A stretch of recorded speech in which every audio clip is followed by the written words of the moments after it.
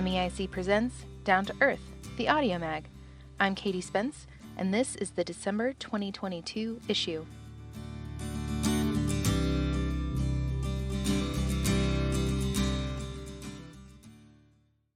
From a board member, written by Zuri Moreno, read by Katie Spence.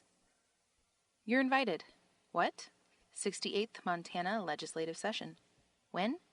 January 2nd, 2023 through April 2023. Where? Montana State Capitol Building, Helena, Montana.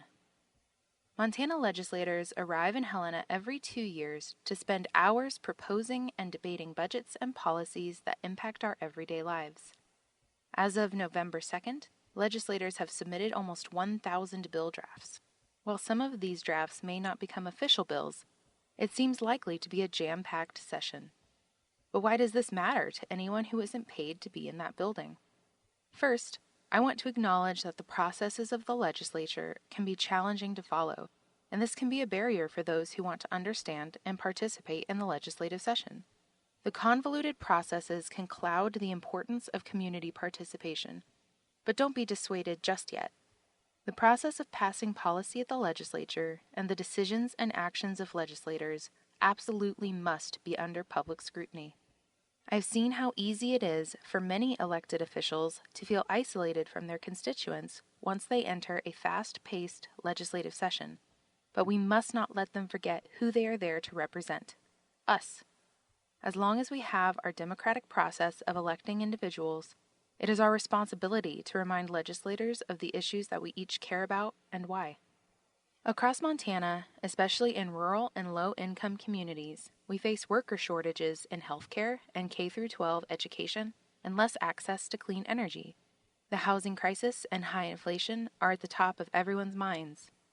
These issues are interconnected, and they are a result of policies that previous Montana legislatures passed or blocked, ultimately deciding how our state funds were invested in infrastructure and services across our communities. This upcoming session will include policies that impact housing, clean energy, access to clean air and water, and how we address climate change. None of these should be partisan issues. By sharing our lived experiences and personal expertise on these critical topics, we can begin to shift access and affordability across Montana. This is the third session in which I will be advocating for policies that support and advance human rights and social safety net services across Montana. One of the most impactful actions I have seen in swaying the outcome of a bill is high levels of community engagement. Our collective role in the process of policy change is at the front, loud and unapologetically engaged. We are the experts in our lives and the challenges we face in our communities. We must communicate to our elected officials in Helena that the time is now for collaboration in creating policies that put our communities first, prioritize the health of our environment over profit, and invest in Montana's future. As the session gets closer, MEIC and other organizations will be hosting educational sessions on how to give committee testimony, how to contact your legislators, and how to raise awareness about what is happening in the session, like writing letters to the editor. Go to these training sessions. Bring friends. Share these opportunities with those in your community. Our democratic system runs best when everyone participates. See you in Helena. Zuri Moreno is a community organizer and policy specialist living in Missoula. Their passion for community engagement around issues of social and environmental justice has allowed them many opportunities to work alongside community members who are pushing for change at the local and statewide level.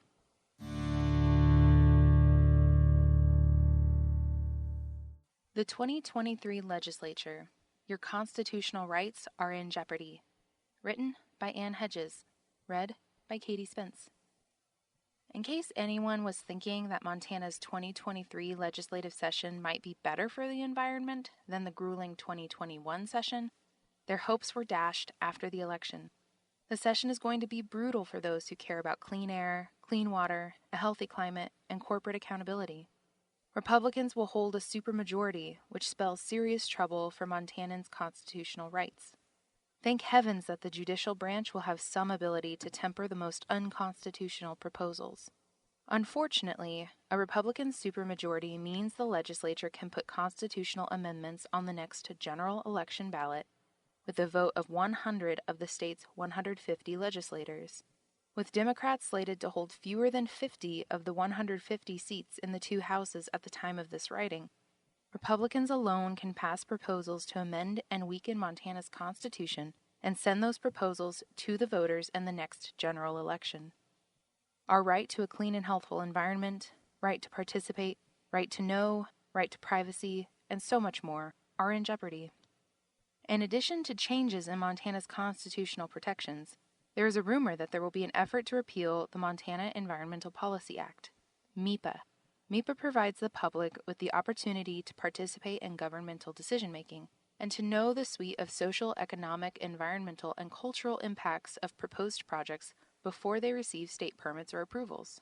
We are also very likely to see an emboldened Northwestern Energy, which may result in Northwestern trying to reinstate pre-approval of generation assets by the Montana Public Service Commission, change the planning process to make it easier to build expensive methane gas plants instead of clean energy, and purchase a larger share of the Colstrip coal-fired power plant at customers' expense. After two previous failed attempts to force customers to pay for the liabilities of a larger share of the expensive old power plant, Northwestern may well try a third time. Other Colstrip plant owners are likely to follow Puget Sound Energy's lead and attempt to transfer their share of the plant to the bankrupt plant operator and minority part owner, Talon Energy, or Northwestern. Northwestern is desperate to keep the plant open until 2042 in order to continue to collect the hundreds of millions of dollars it is charging customers, even if the plant does not operate often. Other rotten ideas that are likely to crop up involve deregulating the land use planning, zoning, and subdivision processes under the false premise of creating affordable housing. Montana desperately needs affordable housing, but simply eliminating land use protection laws will not result in affordable housing. Instead, it will create unmitigated development, likely mansions, far from towns and water and sewer infrastructure, increasing reliance on vehicles and related greenhouse gas emissions, and harming wildlife, water, and agriculturally productive lands. Water quality protections are in jeopardy. Deregulating water pollution from mining operations will definitely be on the agenda, as will efforts to further weaken the exempt well law, which puts increased pressure on scarce water resources and agricultural users. There is likely to be an effort to interfere with the public's ability to access the judicial system to get relief when the government fails to protect people and wildlife from pollution or large industrial operations. It is also likely there will be another attempt to force nonprofits to disclose their memberships. Governor Greg Gianforte vetoed such a bill last session because it applied to all nonprofits. This session, legislators are likely to narrowly target progressive organizations. If that occurs, MEIC will vigorously work to defend our members' constitutional right to associate without being subject to disclosure. While most of Montana's cities will retain legislative delegations that are willing to protect the environment from greed-fueled corporate interests, the same cannot be said of Great Falls. What was once a bastion of legislative conservation champions has completely degraded, some of whom led the charge last session against Montanans' right to a clean and healthful environment and other constitutional protections. This session, we are likely to see an emboldened anti-environmental delegation from Great Falls. If you're an MEIC member in Great Falls, we've got your back, and we will work with you to make sure your voice is heard. The state's $1.7 billion budget surplus will not be a deterrent for efforts to deregulate environmental protections in the amorphous name of jobs and the economy. All Montanans support jobs in the economy, but somehow these two words have become code words for environmental deregulation and an intention to empower modern-day copper kings. This session will require each and every person who cares about our fundamental rights to engage. MEIC urges you to start now. Call your representative and senator and ask them to protect your rights, as well as clean air, clean water, and the climate. Democracy is not a right to which we are entitled. It is a privilege and obligation that requires constant vigilance. This session will take all of us working together to protect our rights. Do you want to be involved in the 2023 legislative session? Tell us how online through the link in the show notes.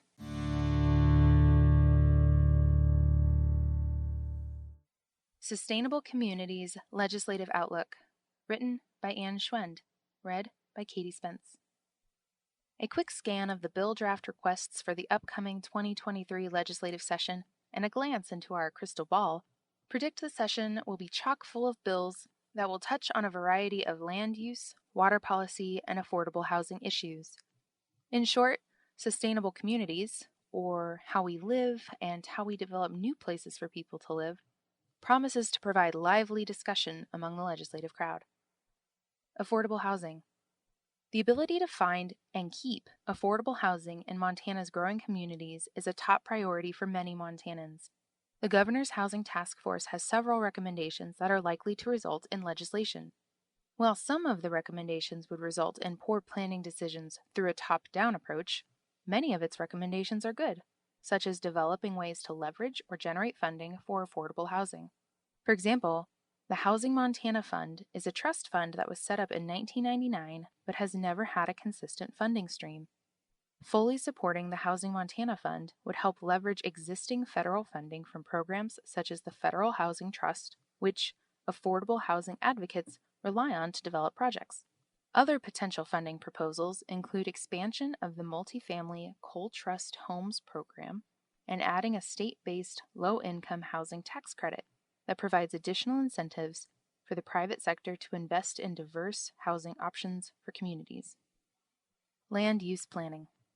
MEIC expects to see at least one bill related to the work that the Comprehensive Land Use Working Group is drafting. Led by the League of Cities and Towns, with representatives from the Local Government Interim Committee, builders, realtors, and others, this group has been reviewing Montana's planning laws for the last few years. It is currently working on a proposal to reform Montana's land use laws so that comprehensive plans and growth policies are more relevant, with subdivision and zoning review becoming secondary or administrative in nature. The thinking goes, if there is a more robust planning process upfront, then communities will have already identified where growth is appropriate, and subdivision and zoning review will not be as controversial. If implemented correctly, this could be a much-needed and sweeping reform to our current planning structure. Water policy. At this point, we aren't seeing many water policy items being proposed, with the exception of a bill from the Department of Natural Resources and Conservation, DNRC, an associated working group that will clean up the water rights permitting and application processes. This may be a step in the right direction, as DNRC begins to address public water systems with the intent of reducing reliance on individual exempt wells, especially in over-appropriated or closed basins. While there is hope that the group would make progress in addressing the exempt well statute, it appears that DNRC does not intend to address the issue until after the session, though there are rumors about a bill that could worsen the problem. As always, we will do our best to protect our right to a clean and healthful environment during the session, while also embracing planning reforms that will lead to sustainable homes and communities for all Montanans.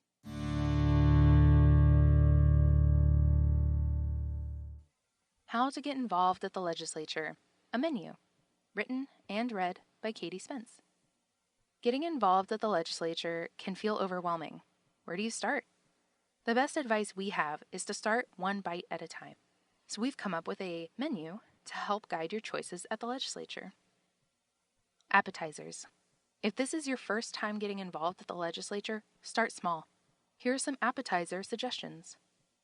Email or call your legislator with your stances. Introduce yourself with your address and let them know that you'd like them to vote for bills that support clean water, clean air, a healthy climate, clean energy, sustainable housing, Montana's constitutional rights, and so on. Sign up for MEIC's Action Alert email list. Knowing what's going on is half the battle. MEIC will share the biggest issues each week and what needs to be done about them. We do the work so you don't have to. Talk with your friends and family about what's happening in the Capitol. Once you know what's going on, talk with folks about it. Having conversations with those close to you is a vital way to get people involved and hold our legislators accountable. Entrees. You're ready for the full meal. These items will require your time and energy, but don't worry, MEIC is here to help. Join MEIC at a Lobby Day event. Lobby Day is about coming to the Capitol and learning how to approach legislators in person to discuss an issue you care about.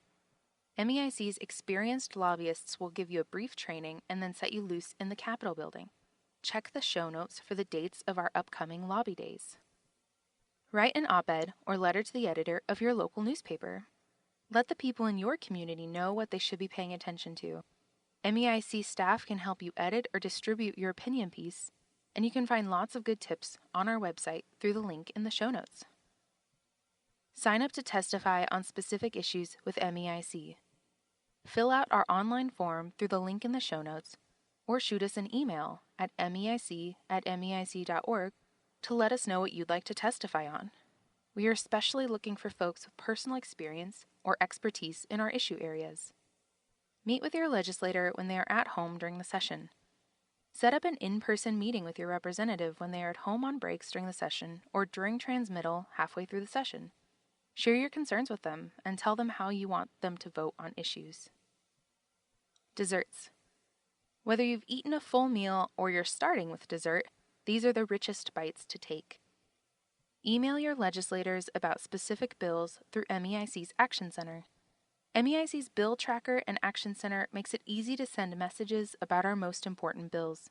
We include pre-written messages that you can customize or send as is, depending on how much time you have. Find our link to our Action Center and Bill Tracker in the show notes. Join MEIC's weekly legislative update calls. It's back. Our popular Zoom series will return in 2023. Join MEIC's policy staff on Thursdays at 4:30 p.m. online to hear about what's going on at the legislature. To get a link to the call, please email meic@meic.org.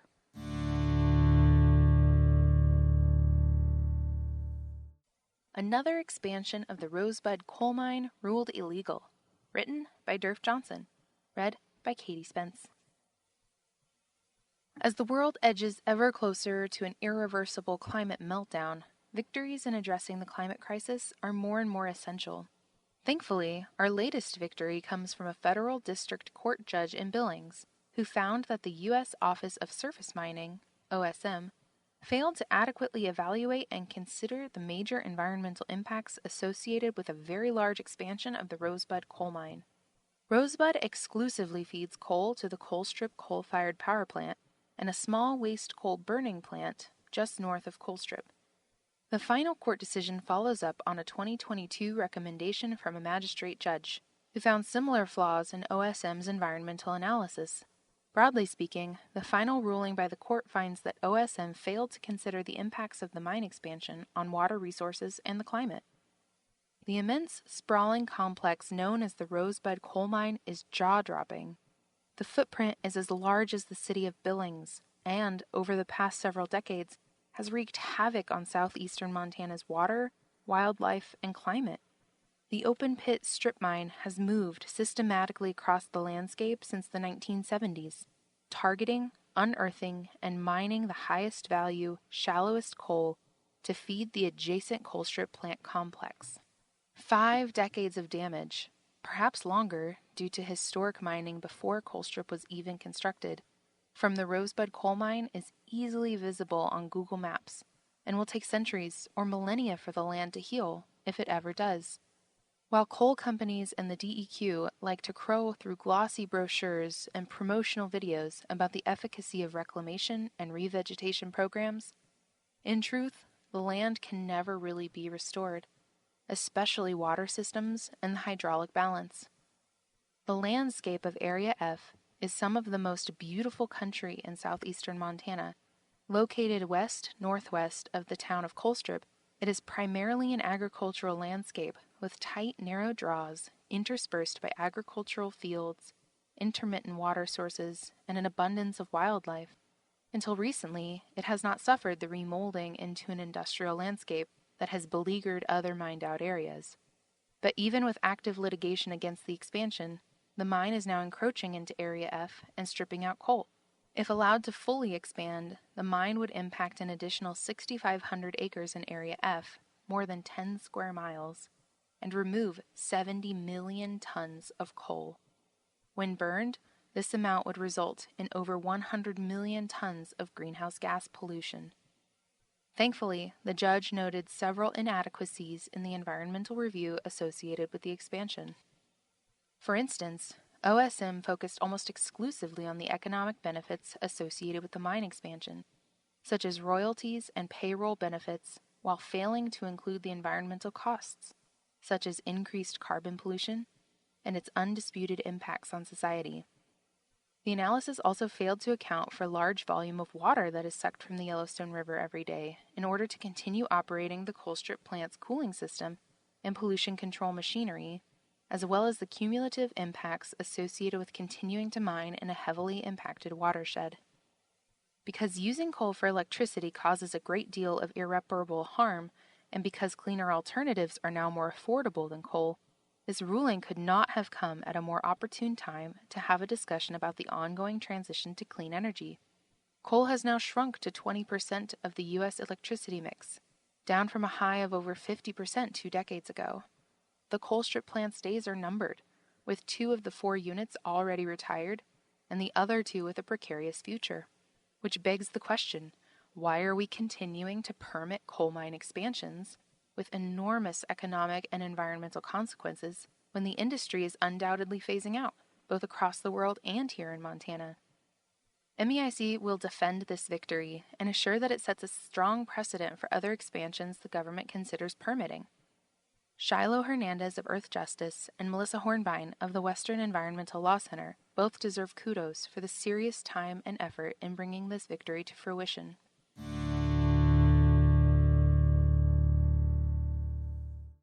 Northwestern Energy wants customers to pay $364 more each year.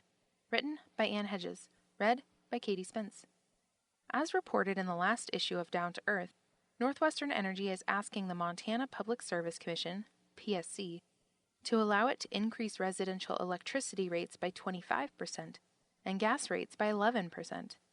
Combined, residential customers would have to pay a whopping $364 more annually. MEIC is concerned that the enormous rate increase is just a backdoor way for Northwestern to charge its customers for its expensive methane gas plant near Laurel before the plant gets built. This action is functionally the same as something known as pre-approval, which a state district court judge ruled unconstitutional in May. Using novel wordsmithing, Northwestern has changed the name of pre-approval to reliability rider, in the hopes that it can hoodwink the PSC into allowing it to charge customers hundreds of millions of dollars for the plant before the PSC determines whether such a plant is necessary and in the public interest. Time will tell whether the PSC will let Northwestern get away with this deception. All parties in the case, including MEIC, must file expert reports by December 19th, detailing why Northwestern's math, assumptions, and charges are incorrect. For fellow energy geeks, you can count on a lot of interesting reading material over the holidays. The PSC hearing on the rate increase will begin on April 10, 2023. Until then, those of us concerned about the exceptionally high rate hike will make an enormous effort to get the utility to cough up information detailing why the increase is necessary. Earth Justice is representing MEIC in the case.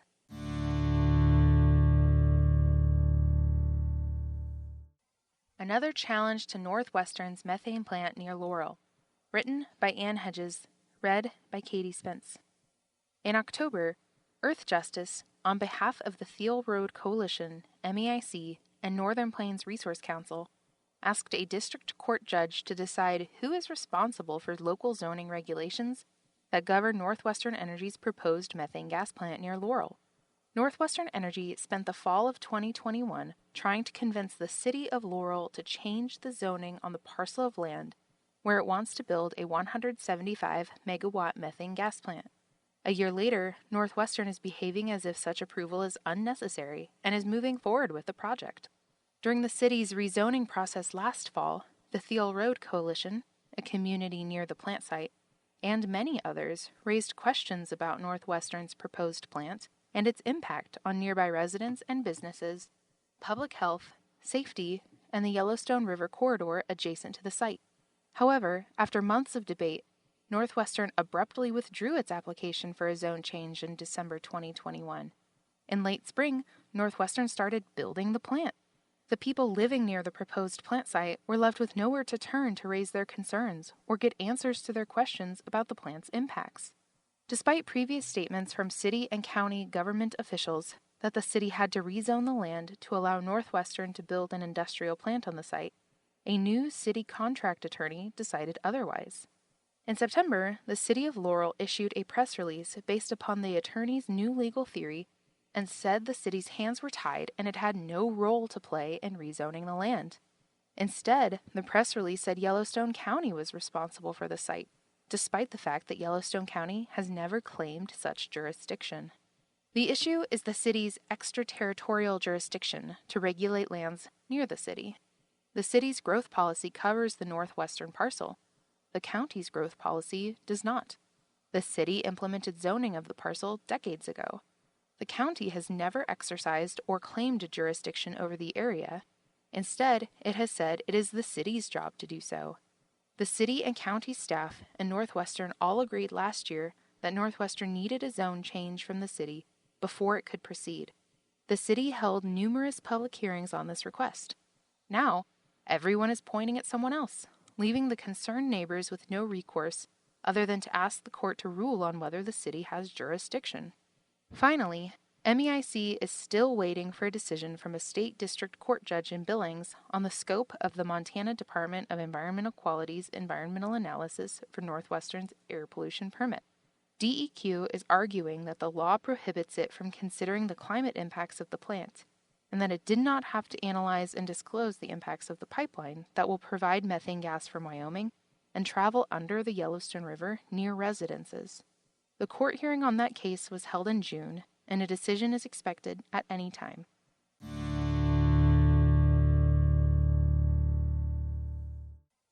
Nuclear at Colstrip?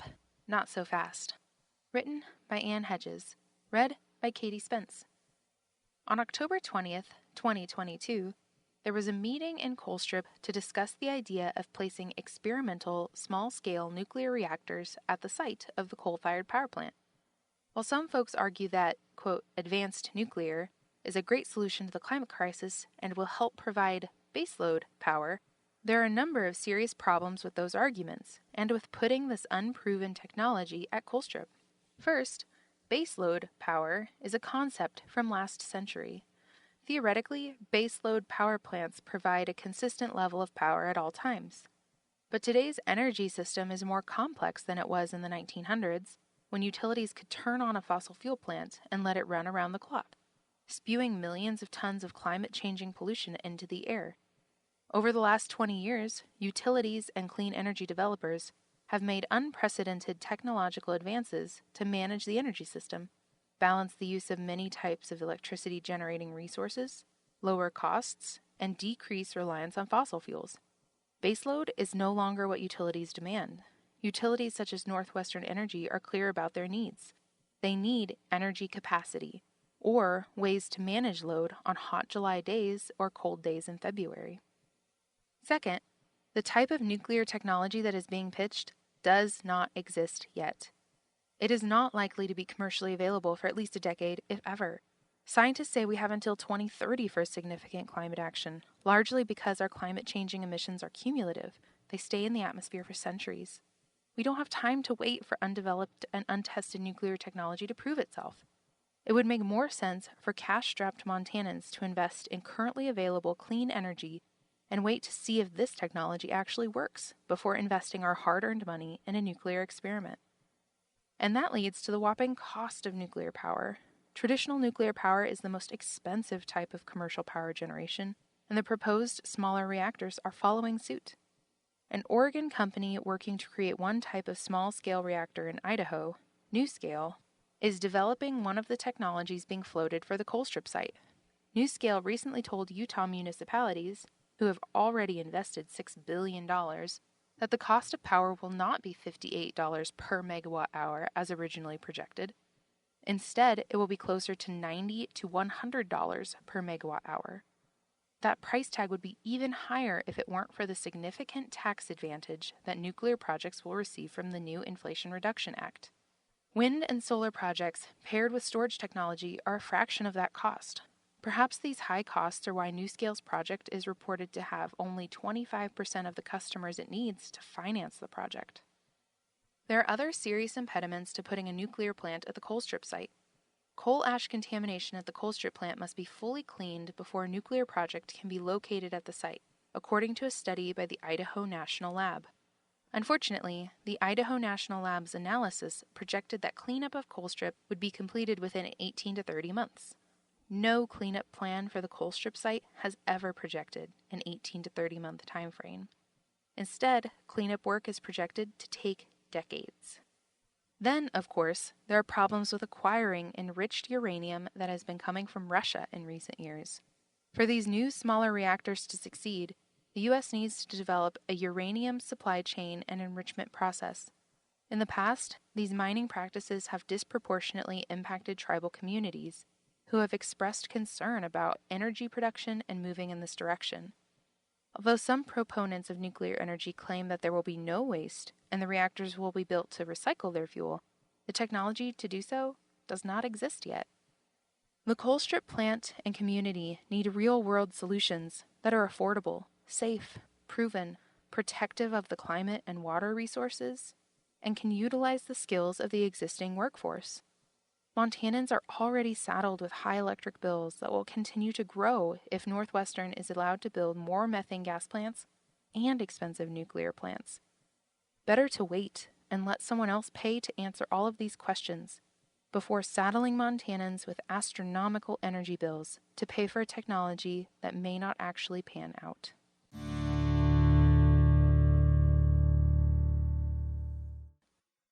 Does Montana need fossil fuels to keep the lights on? Hint, no. Written by Ian Lund. Read by Katie Spence. Recently, the Montana Public Service Commission, PSC, opened an investigation on resource adequacy. Generally speaking, resource adequacy means a utility has enough available electricity resources to keep the lights on. In announcing its investigation, the PSC cast a doubt on whether Montana's utilities could keep the lights on. The PSC highlighted reports describing regional reliability risk and questioned whether Northwestern Energy appropriately addresses that risk in its planning process. The investigation will feature a conference on December 8th. It is possible that the PSC will use the information presented at the conference to write new resource planning rules. Utilities often weaponize the fear of being resource inadequate, sometimes referred to as a capacity deficit, to skirt utility commission oversight. They want decisions approved quickly. Scrutinize our proposal for an expensive methane gas plant at your own peril, a company may warn. You wouldn't want a blackout, would you? Resource adequacy is crucial for utilities planning out the next few decades of operation, but the full story is a lot more nuanced. In short, there are a multitude of creative ways that utilities can plan for resource adequacy that are good for customers and good for the planet. As explained in previous Down to Earth articles, the choice between blackouts or fossil fuel power plants is a false dichotomy. Not only are clean energy technologies more viable and less expensive than ever, there are numerous alternatives to building expensive new generation resources that utilities can use to provide reliable electric service for customers. The suite of solutions include virtual power plants consisting of distributed solar and battery systems networked together, energy efficiency investments, demand response technologies such as smart thermostats, water heaters, and other appliances, and innovative and responsive rate designs. Combining low-cost renewable energy technology and fully utilizing demand-side solutions is the grid system of the future, a system in which many utilities are already heavily investing. This is the path toward cleaner energy and lower electricity bills for Montana ratepayers. Montana utilities are also thinking about resource adequacy, but not in ways that are good for the climate or customers' wallets. Northwestern Energy's long-term resource plan proposes building multiple methane gas plants in the coming years and continuing to rely on the Colstrip coal-fired power plant. Relying on these legacy fossil fuel resources is an imprudent path for Montana. Coal and gas are expensive options, and there are risks to relying on large, centralized plants. Mechanical failures at plants have and will continue to result in the loss of hundreds of megawatts of power all at once, leading to the very situation reliability planning seeks to avoid.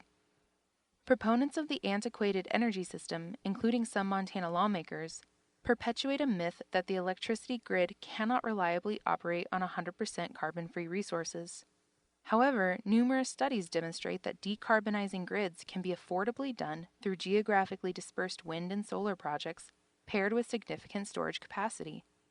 Both traditional pumped hydro storage and new innovations such as Form Energy's 100-hour iron-air batteries can charge using excess renewable energy when demand is low and then provide multiple days of power when it's needed most. Carbon-free resources such as these are only getting better and more affordable as the clean tech industry grows and federal and state governments demand decarbonization strategies. Almost all studies on decarbonizing the electric grid find that sharing energy is crucial to making a 100% clean grid affordable and reliable. Luckily for Montana, an interstate group of energy producers and utilities has already convened to work on this problem. The Western Resource Adequacy Program, or WRAP, is an energy trading and sharing mechanism designed to help members maintain a reliable service more affordably and efficiently. It will help its members coordinate with each other to share and exchange capacity resources. While WRAP does not obviate the need of the Montana PSC and utilities to assess resource adequacy, it is a crucial tool in affordable decarbonization. Montana regulators should be asking, how can regulation best protect customers from unnecessary and expensive investments in capacity resources, such as new gas plants? Regulators should develop planning rules that ensure utilities rigorously assess the full range of cost-effective supply and demand-side resources in their integrated resource plans. Too often, utilities give expensive fossil fuels an edge in their analyses in order to justify new power plants. Instead, the PSC should demand utilities accurately and transparently identify and develop the least expensive resources. The obvious starting place is energy efficiency, which is achieved when changes anywhere in the system result in the use of less energy to provide equal or improved service. Reducing and shifting peak energy demand also can significantly improve system reliability. Demand response, sometimes known as load management, is strategically applied energy conservation and is used to lower energy peaks, reduce customer costs, and relieve stress on the grid. Often, demand response just shifts load temporarily when demand is unusually high. Utilities with robust demand-side management programs can use demand response and energy efficiency programs to lower customer demand for energy, especially during peak hours when power costs are highest. Utilities are uniquely positioned to develop and achieve high participation in demand-side management programs. The PSC should promote integrated planning rules to ensure that utilities such as Northwestern are pursuing and implementing demand-side management resources and that they are appropriately rewarded for such investments. Finally, Montana regulators can encourage utilities to explore and adopt innovative rate designs that encourage customers to change their behavior to align with energy system constraints. This would help customers save money and result in a cleaner energy system.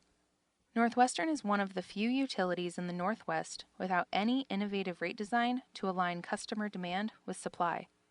The PSC should require utilities to study alternative rate designs as a part of the resource planning process.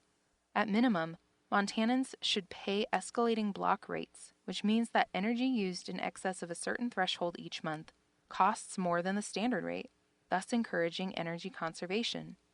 Historical data can help create a rate structure that considers peak loads and incentivizes energy conservation during critical times. Northwestern Energy's deployment of advanced meters gives it ample data to immediately begin designing a pilot time-of-use rate structure. Other utilities are already planning for clean resource adequacy. It's time that Montana's utilities drop the tired narrative that fossil fuel plants are the only way to ensure the lights stay on. In fact, they should be at the bottom of the list when considering the customer's bills and the climate. What's the difference between energy and capacity? Energy is the amount of electricity produced by a generator over a period of time. A generator on the electric system can deliver varying amounts of energy to match fluctuating demand. A generator's capacity is the maximum energy output it can physically produce. The sum of all the maximum outputs on a utility system is its total generation capacity.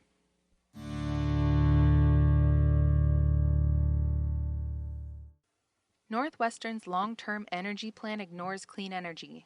Again. Written by Ian Lund. Read by Katie Spence. Every 3 years, Montana's largest utilities must present a document to the Public Service Commission, PSC, that describes how its energy requirements are expected to change over the next 20 years and its best approximation of the most efficient way to meet those needs. This document is called an Integrated Resource Plan. Every utility in the country does some version of this forecasting and planning, though with different requirements, inputs, and outputs, depending on the policies and laws in different jurisdictions. The primary questions utilities must ask is, do we have enough electricity resources to keep the lights on every day and in every situation? If not, what are the best and most cost-effective interventions that the company can invest in to ensure a reliable grid? Although the purpose of this process is to identify the most cost-effective means of keeping the lights on, this particular IRP originates from a profit-seeking company who's primarily accountable to its shareholders. Northwestern Energy's planning more often benefits its own bottom line than the average electricity customer in Montana. MEIC has engaged in IRP development and evaluation for all recent resource planning cycles to identify deficiencies in the plans and ensure those deficiencies are addressed. Northwestern's 2022 IRP is chock full of deficiencies and misrepresentations. These are not accidents. Like it always does when writing its IRPs, Northwestern manipulated the model such that it recommended resources that would be most profitable for Northwestern to build.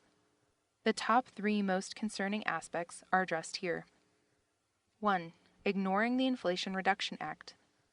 Northwestern's model does not have the company building large renewable projects in any scenario except one, if Colstrip retires in 2035. Even then, it doesn't begin building until 2040. The cost of renewable energy and storage technologies is steadily declining and became even cheaper when Congress passed the Inflation Reduction Act, now called IRA, in August 2022. So why aren't renewable energy and storage projects showing up in Northwestern's resource procurement model? Northwestern does not explain its model inputs in its draft IRP, but it's clear that Northwestern refuses to consider IRA's impact on the price of carbon-free generation technologies. Not including these cost reductions artificially inflates the cost of the most competitive carbon-free resources. By ignoring IRA, Northwestern will wait 3 years until the next planning process to account for cost reductions that are available now, leaving the PSC and utility to rely on outdated and incorrect price information in the meantime. 2. Underestimating the cost of gas plants. Northwestern's 2019 IRP recommended the company build methane gas plants every year for 5 years starting in 2022. Fast forward to the present, and Northwestern is asking the PSC for permission to charge ratepayers $280 million, plus a hefty rate of return, for just one methane gas plant. True to form, the model used to select resources in Northwestern's latest IRP almost invariably chooses to build a 200 megawatt methane gas plant in 2025. With more gas plants to follow. In the same way Northwestern manipulates its IRP to overestimate the cost of renewable energy, it underestimates the cost of methane gas plants. For starters, it omits the cost of the gas pipeline infrastructure from the total cost of the plant. When Northwestern builds new gas plants, it needs to build new pipelines, as demonstrated at the Yellowstone County Generating Station near Laurel. The capital cost of pipelines solely serving a gas plant are ultimately passed along to ratepayers, and is a cost unique to that technology. Northwestern alludes to a reason for admitting pipeline costs in its IRP on page 53, stating, quote, indirect costs such as pipeline upgrades or transmission requirements were not included, end quote. But this draws a false equivalency between pipeline costs and electric interconnection, distribution, and transmission costs. Gas plants, hybrid renewable systems, and nuclear plants all require interconnection work and distribution-side costs, but only gas plants require the specific supply input of a pipeline. Therefore, omission of a pipeline cost artificially deflates the cost of gas combustion resources relative to other resources. 3. No assessment of non-supply resources. The cheapest energy resource is the energy that we don't use, whether through strategic conservation or efficiency upgrades.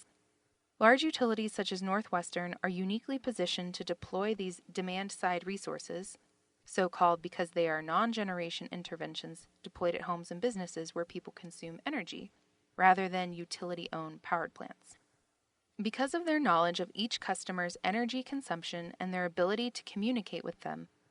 In addition to helping people save energy at home, investing in helping people use less energy defers or eliminates the need to build expensive new power plants and can provide a flexible way to adapt energy consumption to a highly renewable grid. It would take time to develop such programs, but the whole point of the planning exercise is to take the long view over a 20-year period. Northwestern includes its existing demand-side management programs in its IRP, but does not envision growing it more than by a minuscule percentage over the planning period. Taken seriously, demand-side resources can compete with gas plants and decrease customers' electric bills. These are only a few of the glaring manipulations Northwestern employs in its draft IRP. For a full account of MEIC's concerns with the IRP and to learn how it can be improved, attend one of our upcoming events or sign up for our Action Alerts email list through the link in the show notes. The PSC will be holding a hearing on the IRP in early 2023, at which the public can voice its concerns and request that Northwestern Energy go back to the drawing board to give us a realistic picture of Montana's energy future.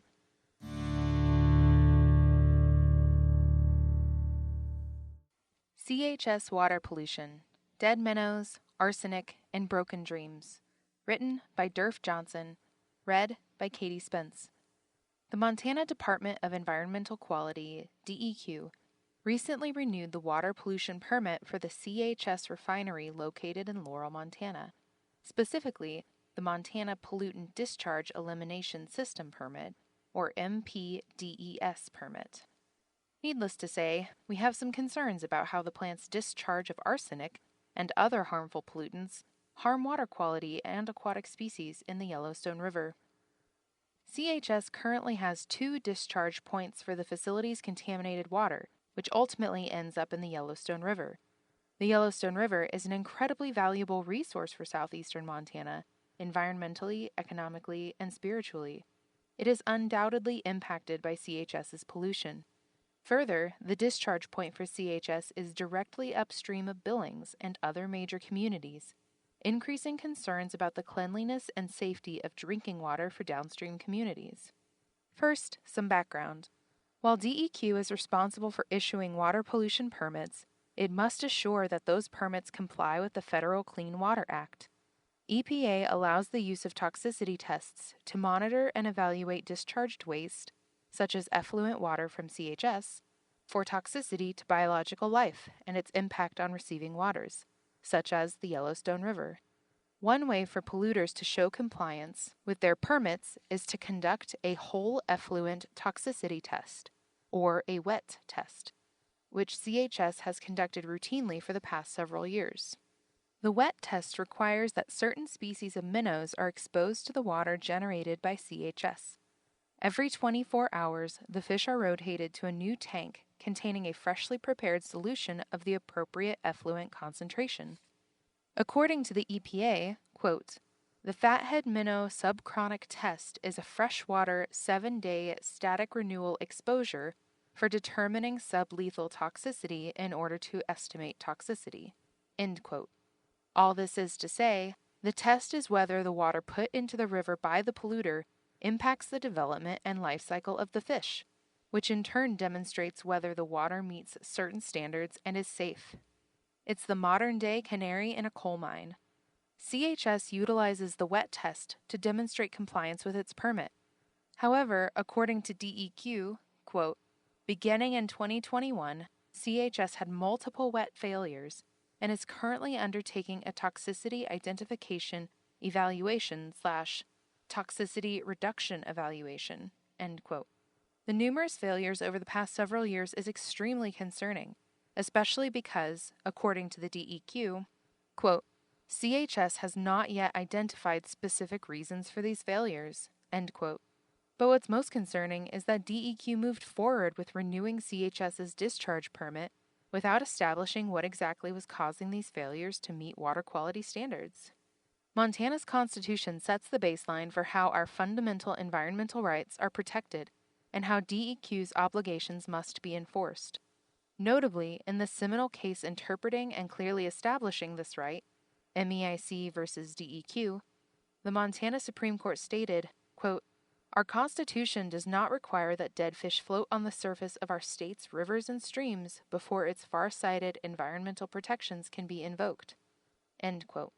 The right is anticipatory and preventative, regulating action in the present to prevent environmental damage before it occurs.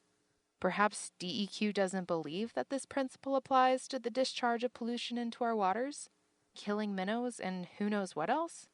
Sarcasm aside, there are other serious concerns with the discharge permit for the CHS refinery, namely that CHS continues to discharge dangerous levels of arsenic, a carcinogen to humans and a major threat to wildlife. Beyond causing cancer, arsenic exposure has been linked to cardiovascular diseases, diabetes, impacts on cognitive development, and death. Arsenic is not safe at any measurable level, and certainly not a pollutant that should be discharged into our water. While CHS continues to routinely violate water quality standards for arsenic by orders of magnitude, DEQ appears to have kicked the proverbial can down the road. The renewed permit includes a 3-year compliance schedule for arsenic, during which CHS may continue to violate water quality standards for arsenic until November 2025.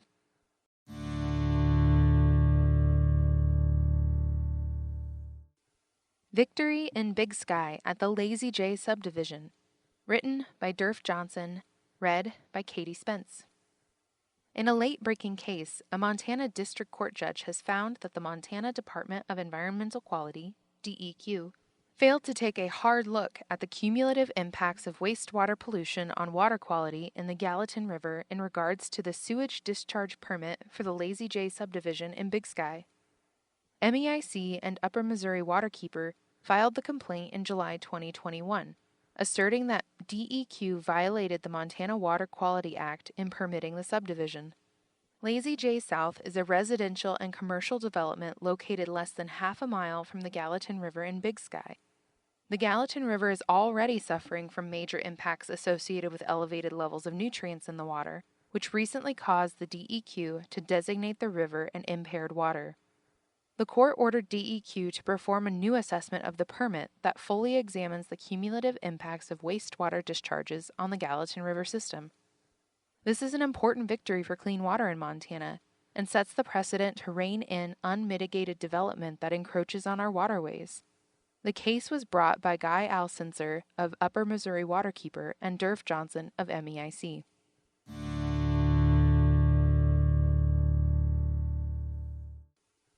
Mining Beneath the Cabinet Mountains Wilderness, an update written by Durf Johnson, read by Katie Spence. Readers of Down to Earth and longtime MEIC members are likely quite familiar with the proposed Montanore and Rock Creek mines in far northwest Montana. These mines, which threaten an incredibly unique wildlife refuge, a wilderness area, a sacred indigenous space, and a portion of the great North American inland temperate rainforest, have been proposed in one fashion or another since the 1980s, when MEIC first publicly opposed the mines. The proposed mines primarily target a silver deposit under the Cabinet Mountains Wilderness area, on the east and west sides of the Cabinet Mountains, and are owned by Hecla Mining Company, headquartered in Coeur d'Alene, Idaho. While the mines have been proposed for decades, recent developments could have significant bearing on their likelihood of being fully permitted. Rock Creek Mine shelved.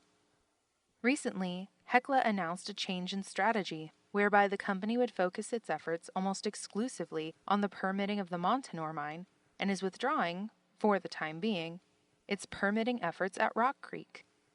Notably, Hecla has allowed the U.S. Forest Service required Plan of Operation to expire at the Rock Creek site, and the Montana Department of Environmental Quality, DEQ, has terminated the water pollution discharge permit at Hecla's request.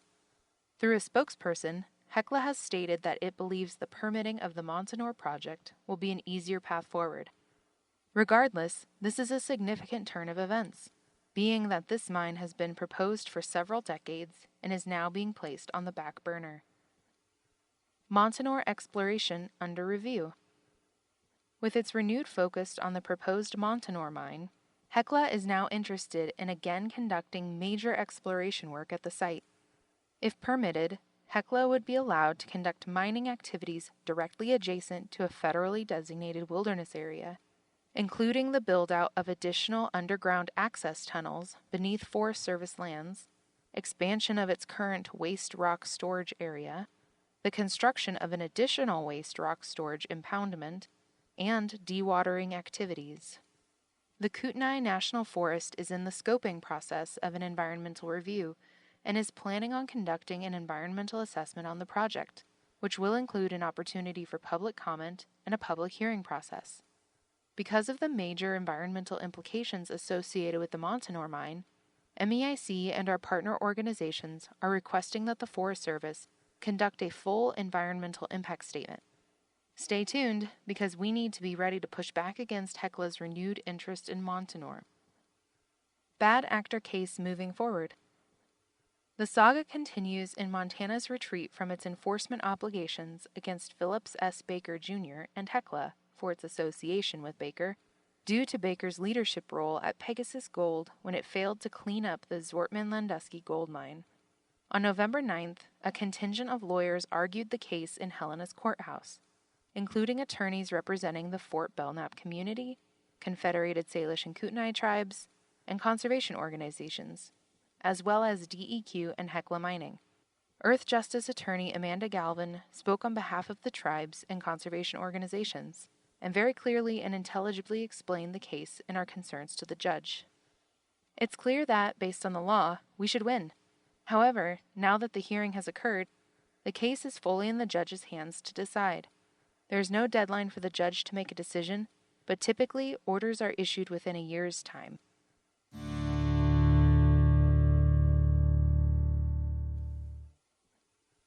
Eventually, a river runs through it.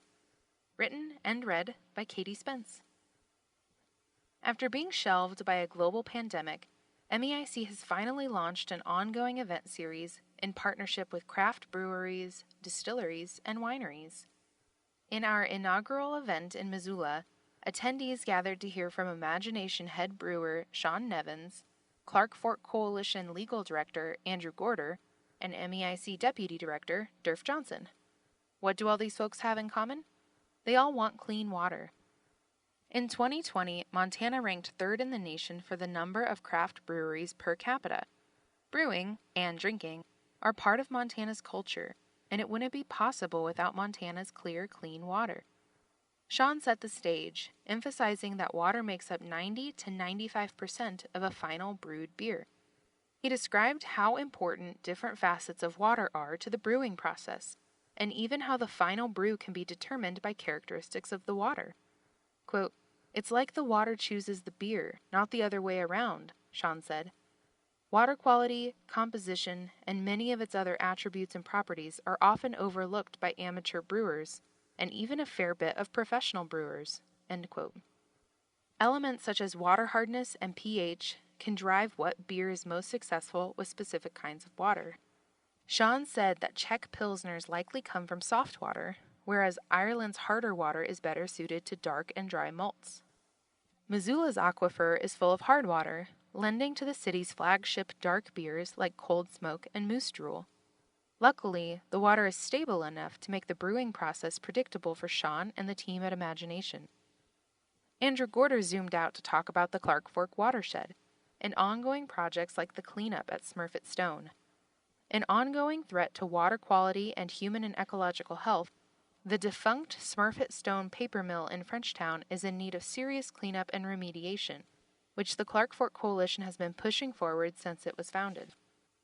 In addition, Andrew described the Coalition's efforts to restore the Clark Fork watershed, which includes removing unnecessary berms in favor of an unfettered floodplain. Quote, "Are we protecting the floodplains so that when the rivers need to move, they can move?"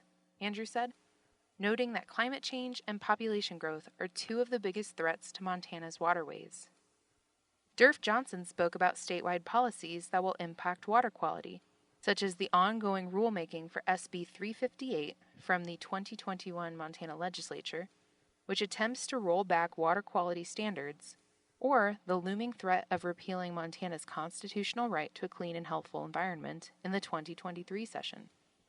Despite the uphill battle we face in the legislature this session, DERF said that it's important to stay tuned in and follow issues that could threaten our clean water. This includes getting to know your legislators and reaching out to them via phone, email, social media, and even in person. Quote, "Believe it or not, the Montana legislature is very accessible," DERF said. "I would encourage you all to get engaged." End quote. Stay tuned for future A River Runs Brew It events in your community. If you run a brewery, winery, distillery, or cidery, or if you have a suggestion for a future partner, reach out to Katie Spence. Or learn more through the link in the show notes.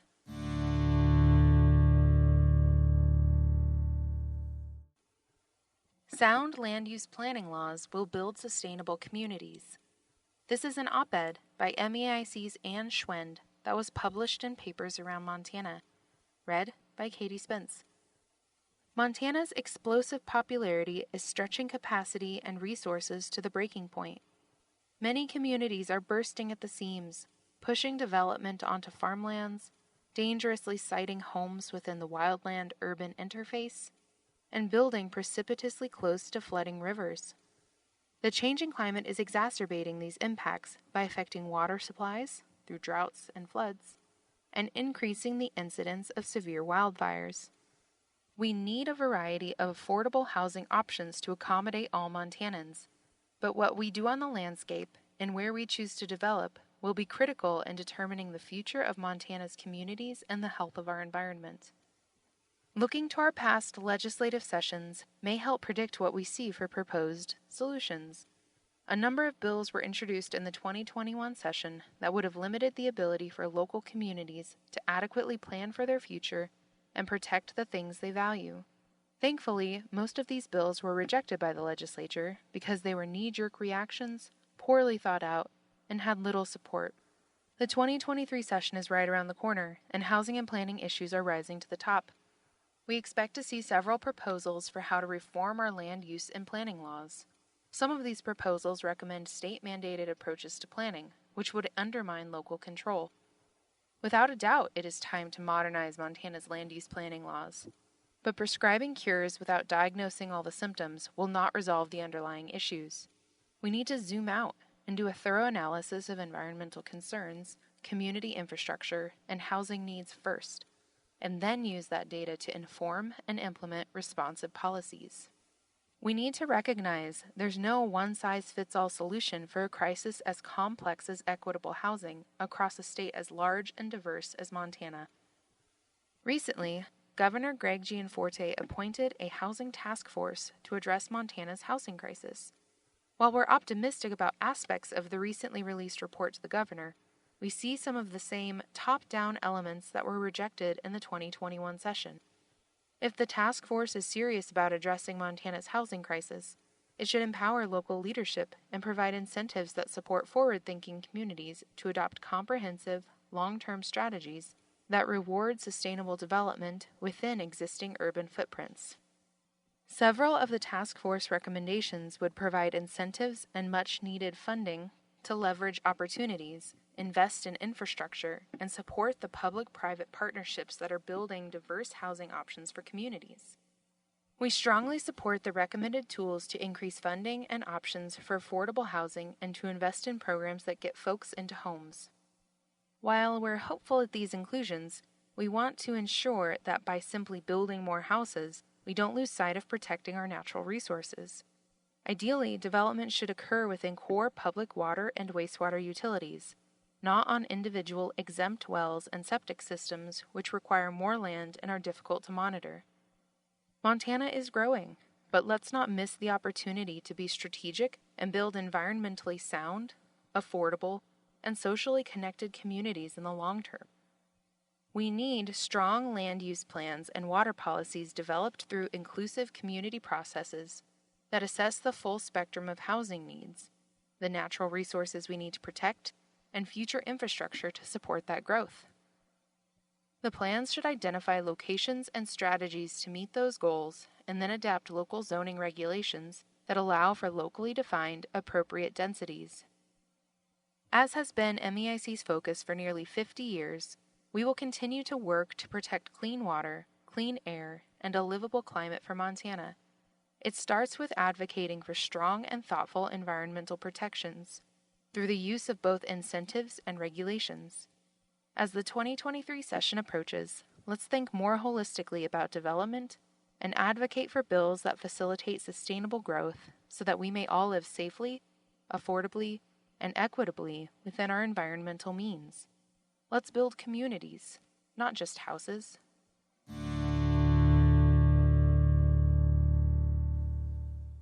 Will the legislature fix the problems with the open-cut mining law? Written by Ann Hedges, read by Katie Spence. Last session, the legislature struck a blow to people across the state who live near gravel resources. The legislature passed a new law that directed the State Department of Environmental Quality to allow developers to run roughshod over the rights of individuals who lived in unzoned areas. Since most of Montana is unzoned, that means that just about any Montanan could wake up to a large mine and asphalt plant being developed within spitting distance of their property without ever being notified in advance. The stories of impacted communities are piling up. When the legislature passed the law in 2021, it failed to consider the rights of the folks in the Madison Valley who are facing a 50% expansion of an existing mine. There was little to no opportunity for public involvement before state agencies issued a new lease for the land, or before issuing air and mining permits that allow an asphalt plant, concrete and asphalt recycling plants, wash plant, and crushing equipment to operate through December 2042. The mine, near the Madison River and an Arctic grayling release site, will impact nearby residences and businesses, harm water quality and wildlife habitat, and increase air, noise, and light pollution for people living in the area. Folks near Arlee find themselves near proposed 157-acre mine and asphalt plant, concrete and asphalt recycling plants, wash plant, and crushing equipment. The mine could remove up to 1 million yards of gravel, resulting in 80,000 gravel truckloads on the small local roads near people's homes and businesses, creating dust and traffic and water-related issues in an otherwise peaceful area. This proposal also threatens the tranquility of the Garden of 1,000 Buddhas, known throughout the region as a meditative getaway. In Libby, residents who have lived in the area for years now find themselves living next to a 14-acre pit until at least 2052. People living near the mine are distraught over impacts to their water resources, increased dust, noise, and light pollution, and decreased property values. The operator is already requesting an amendment to allow him to use a road that was supposed to be a berm between the mine and neighboring landowners as another access route. Neither expansions nor a change in post-reclamation land use require any notification of neighbors. And finally, the legislature simply never considered people in Ravalli County, Yellowstone County, Lewis and Clark County, Park County, or dozens of other locations where people can suddenly find themselves living next to a proposed or newly operating mine. Instead, the legislature only considered the gravel pit operators who don't want to worry about pesky neighbors and their concerns for their community, property, or safety. This session, MEIC intends to work with these communities and more to push the legislature to restore some of their lost rights, to ensure they have a voice in the permitting process, and to protect their water resources, air quality, and the safety of their communities.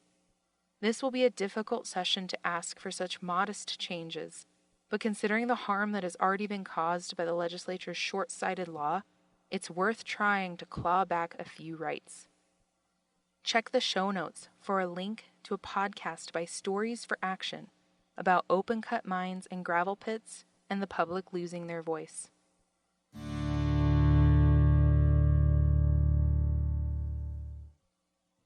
Member Spotlight, Deborah Hanson. Written and read by Katie Spence. When you think about the founding members of Montana's environmental movement, you rightly think of Robin Tawney Nichols and Phil Tawney, who founded the Environmental Information Center, EIC, in 1973. We humbly suggest you also start thinking of Deborah Hanson. In the 1960s, Deborah attended high school in Missoula with Robin and Phil before meeting her husband Terry at the University of Montana. They moved to South Dakota while Terry went to law school and returned in 1972. Having been out of the loop for a few years, they didn't know that the Constitutional Convention had taken place and were not plugged into the burgeoning environmental movement.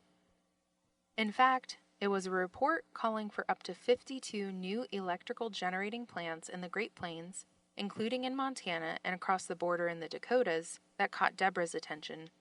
Quote, "They were going to mine coal and use our waters," Deborah said. "When we heard that, we were appalled." End quote.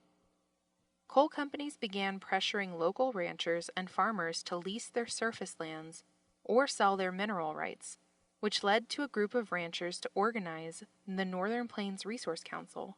Deborah and Terry became members in the early 70s. The following years were an exciting time of getting things done and preventing an influx of coal plants, Deborah said. She went to Helena and interned for Representative Dorothy Bradley in the 1974 legislative session. Note, there was a period from 1973 to 1975 where the Montana legislature met annually.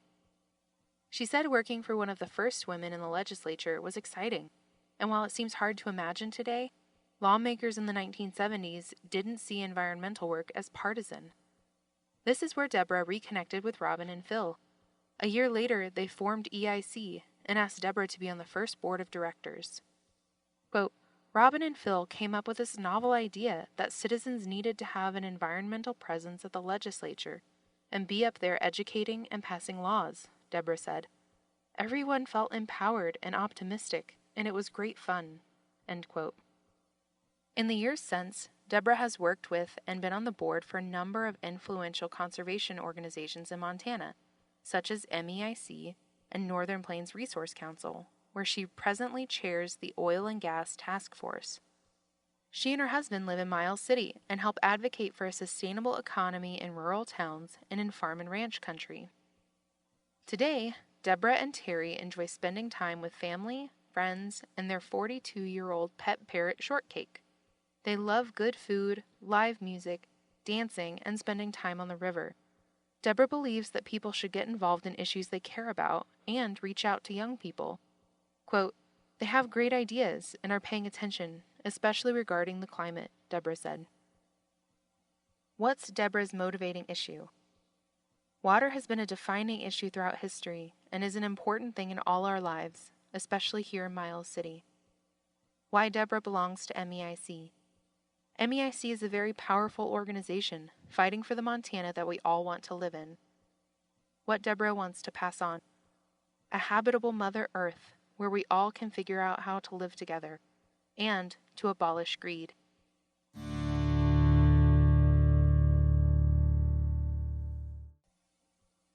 Meet Peyton Olson.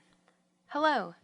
I am grateful and excited to be joining the MEIC team as the Administrative and Development Assistant. I was born and raised in rural northwestern Minnesota. I grew up in the countryside, and nature was my playground as a kid.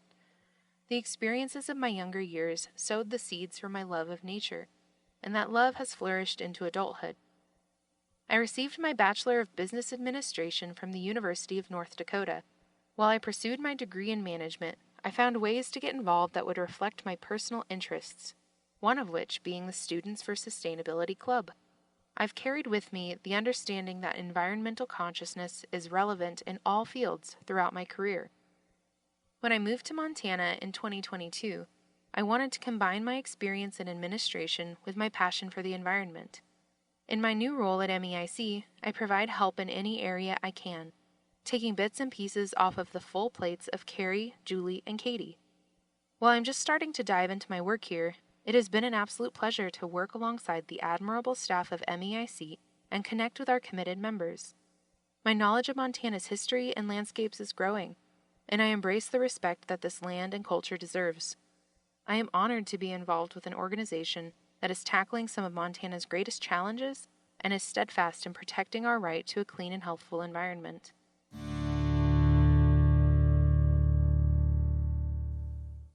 Meet Matthew Piscini. Hello, everyone.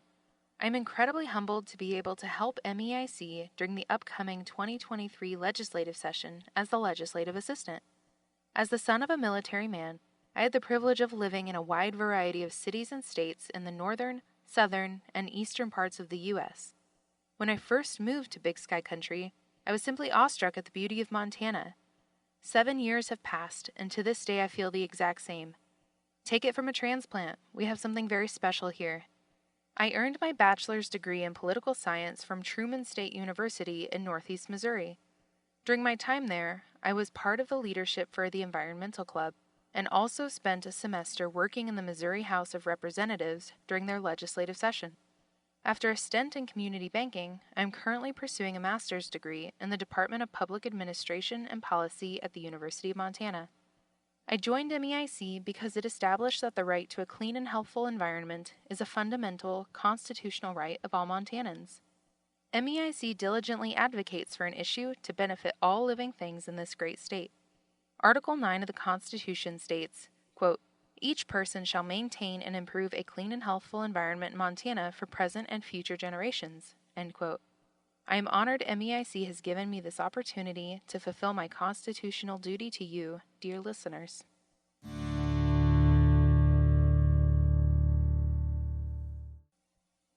Legacies and Lives Well Lived. Written by Carrie Kimball. Read by Katie Spence. Montana's December days are short and the nights are long. Amidst the hustle and bustle, I hope we can all honor the reflective aspects of the season, taking stock of what the past year brought us and looking ahead at what we'd like to accomplish next. We'd be remiss not to reflect upon an immense loss MEIC sustained this past fall with the passing of Adam McLean, our longtime, outstanding colleague and friend. I find myself reflecting with gratitude on the lessons Adam taught us, leaving MEIC in a good place. Adam managed our finances with competence, integrity, and immense institutional knowledge. His financial reports to the board, payroll to our staff, and tax payments to the government were timely, accurate, and reliable. When my blood pressure would spike as we entered September with a deficit for the year, he would soothe us with the reminder that MEIC's revenues reliably rebound in November. With hindsight being 20/20, I wish I'd sat down and learned the nitty-gritty of his bookkeeping processes earlier, partially because it would have made our bookkeeping transition smoother, but mostly because spending time with him and learning from him was entertaining and engaging. I miss him a lot. Adam gave me, and everyone at MEIC, space to focus our time and attention elsewhere for MEIC's benefit, knowing that the finances were handled. In doing so, Adam allowed MEIC to flourish and make Montana a better place. I aspire to give that gift, the peace of mind that MEIC's finances are thoughtfully, transparently managed, to our board, staff, and members, so that we can sustainably fund the crucial work MEIC does for Montana communities. We need everyone to bring their talents to the work. MEIC is an effective organization because people with a variety of professions, passions, and expertise join forces to advocate for Montana's environment. We are lucky to have hydrologists, teachers, healthcare professionals, artists, attorneys, grassroots organizers, and communications specialists in our membership, staff, and board. Maybe if you've looked at Adam's credentials, MBA from Standard, bookkeeping and accounting wizard, you might not expect him to be a passionate environmental advocate, but his contributions made MEIC's work possible. It's a reminder that there's room and need for people bringing a diversity of perspectives, wisdoms, and intelligences to our movement. It takes all of us. Relationships enrich our lives. Adam dedicated himself to deeply meaningful relationships, first and foremost to his wife Nancy and their family, and also to his friends and colleagues at MEIC. Adam showed up to relationships in a steadfast, reliable fashion, with thoughtfulness and care. Most of us strive to be that sort of coworker, family member, and community member who constantly contributes with kindness, compassion, and thoughtfulness.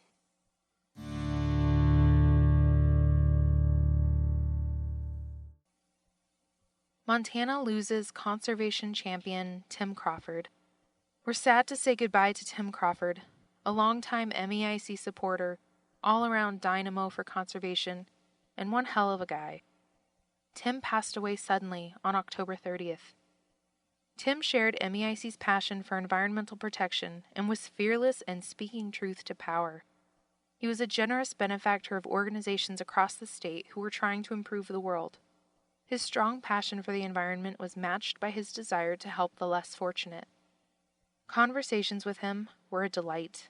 He was wonderfully irreverent, could make you laugh uproariously, and at the same time make you fear for the fate of humanity. He was delightfully wicked with the pen, calling out hypocrisy and greed, and making people laugh along the way. MEIC will deeply miss this champion for the state and our future. Rest in peace, friend.